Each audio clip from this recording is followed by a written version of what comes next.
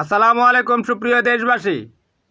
গতকাল তো সারা বাংলাদেশের মানুষ নির্যাতিত, নিপীড়িত, ধর্ষিত ফিলিস্তিনের পক্ষে দাঁড়িয়েছে। কিন্তু এরই মধ্যে কেএফসি এবং বাটার শোরুমে ভাঙচুর হয়েছে, যেটা আমাদের মোটে কাম্য ছিল না। একটা সভ্য, শালীন এবং রুচিশীল জাতি হচ্ছে মুসলিম জাতি। আমরা মুসলমান। আমরা ফিলিস্তিনে যে ধ্বংসযজ্ঞ চলছে, যে হত্যাযজ্ঞ চলছে, তার বিরুদ্ধে। আমরা কেন ধ্বংসযজ্ঞ চালাতে যাব?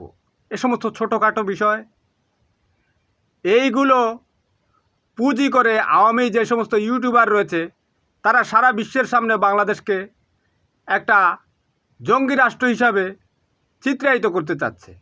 তারা বলতেছে এটা হিজবুত তাহরির করেছে। এখানে হিজবুত তাহরির কিছু না, এটা হচ্ছে হিজবুত লীগ করেছে। কারণ তাদের উদ্দেশ্য সাধন করতে হলে এই ধরনের কর্মকাণ্ড